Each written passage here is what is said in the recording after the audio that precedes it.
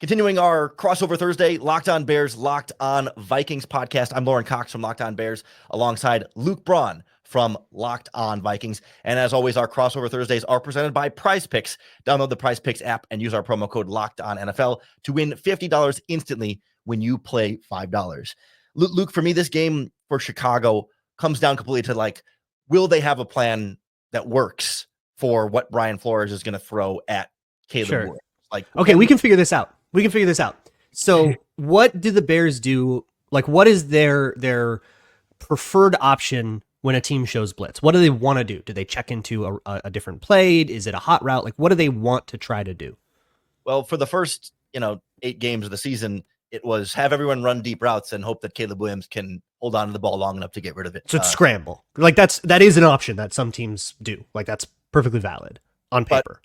Yes, but last week against the Packers, it was much more, get something going, like a pre-snap motion into a play where a receiver can run a quick route and get that sort of head start on the motion there. It's have a running back just sort of chip and release, so you've got an option to get to there, or a receiver on a quick route to something to the outside. They didn't hit the middle of the field that much, but it's like give Caleb a quick 3-step concept towards the sideline to get rid of the ball and not let the pressure get up in his face. Interesting. So that reminds me of Monday Night Football last year. That the Vikings, the Vikings, Josh Dobbs threw 4 interceptions and ended up benched the next week. Where that's one of the funniest next gen stats passing charts of all time, because it was 22. I remember 22 perimeter screens or throws behind the line of scrimmage. It was all they did. So I wonder if you're going to see something similar, where the Vikings probably really want you to do that. Brian Flores loves it if your offense becomes like check down merchants. And if everything is just going to be, little shots to the flat, they have a better tool against that. I think shots to the flat last year, late last year, were a little too good against them. They cover it a little differently now, where they have corners playing a little bit further upfield so that they can, tackle those down a little bit better. So if you're going to motion stuff out and get, a lot of little quick flippies, we're going to have a 2.7 depth of target and, a completion percentage of 80 and a whole bunch of 3 and outs. That's probably the Vikings vision for this. And whether they actually send those blitzes or not, if they can just show it and force you into those ideas and force Caleb to really be looking at that check down really hard, they'll be perfectly happy with that, whether they back out or not. See, and even that represented progress for this Bears offense. Just getting to the check down and getting to the quick release play was oh, great.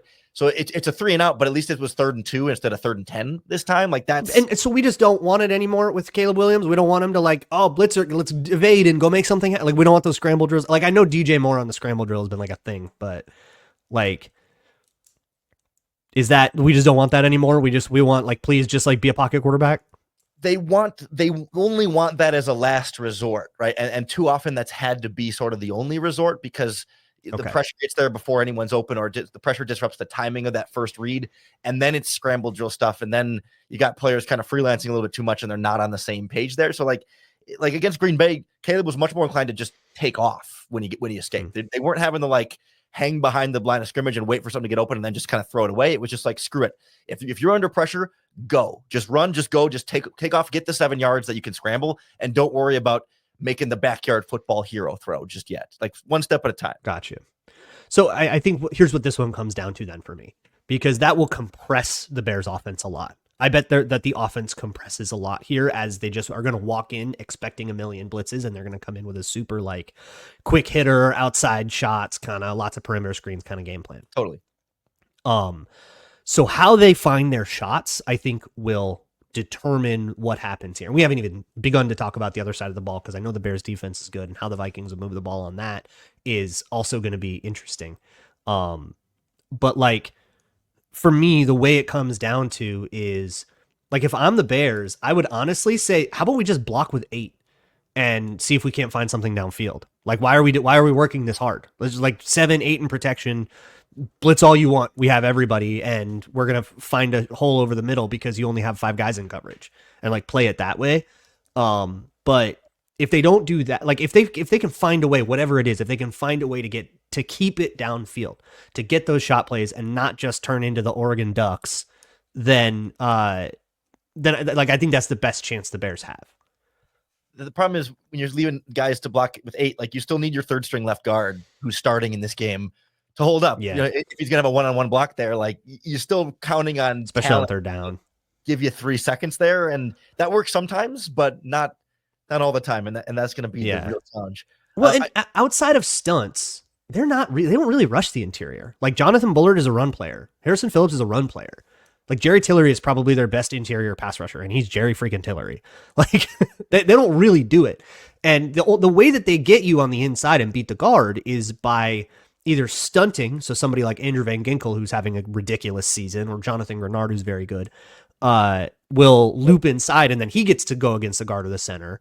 Or if it's third down, they bring out oops all edge rushers, and you have Patrick Jones in there, or Jihad Ward, or the Dallas Turner, the youngster in there. Who, well, they don't actually have him rush inside a lot. He'll go inside and then they'll bump Jonathan Grenard inside and like get that matchup that way. But that only happens on third down.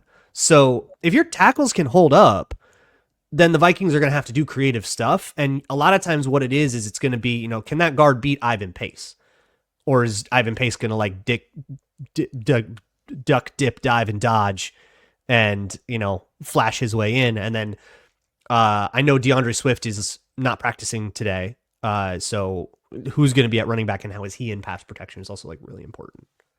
And Roschon Johnson's their preferred pass protecting back anyway. And he's so they work in their favor kind of there. So he's a better running back than DeAndre Swift. I'm sorry. That's sorry, Bears fans. That's the truth. I hate DeAndre Swift. I think he's been really bad this year. And I think the same thing about Khalil Herbert, who they just traded to the Cincinnati Bengals, but that's a separate conversation.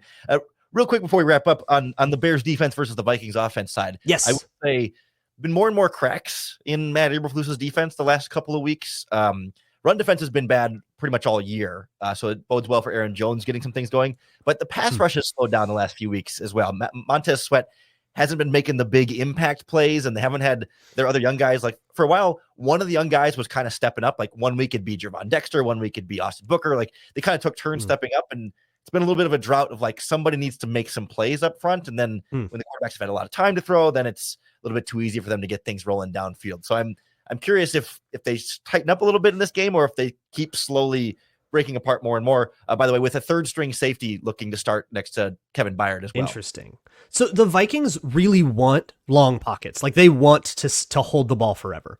Sam Darnold just likes to, but also the concepts that they run, especially the downfield shots, are like long developing. They're 7-step drop play action. Like they love a long pocket. So if all the defensive line needs is time, they will have the time to work with.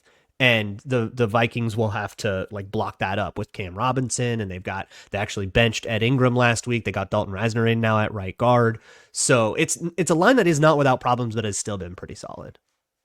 Yeah, I think I think what it comes down to is then just, how devastating are the turnover opportunities? Do the Bears take advantage of it if Sam Darnold puts in harm's way? And if they do, is it a turnover in the end zone where the Bears offense still has to go 80 yards, so it doesn't really spring the offense, or is there a big return that sparks the Bears offense and makes their drive easier? Like the level of devastation of a turnover in either direction, I think, can go a long way towards swinging this in one spot or another. But safe to assume, Luke, you're feeling pretty good about a Vikings victory on Sunday.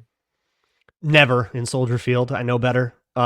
It's a divisional game on the road that is always tough. I don't care what horrible spot the Bears are in. It's going to be a tough game. I think the spread is probably appropriate.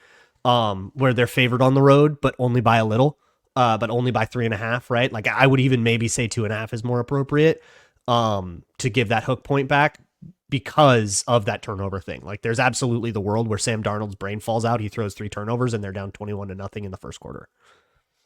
The Vikings have won 4 in a row at Soldier Field. I think it'll be closer than the record suggests. They always play bad. Like the Justin Fields of it all notwithstanding. Okay.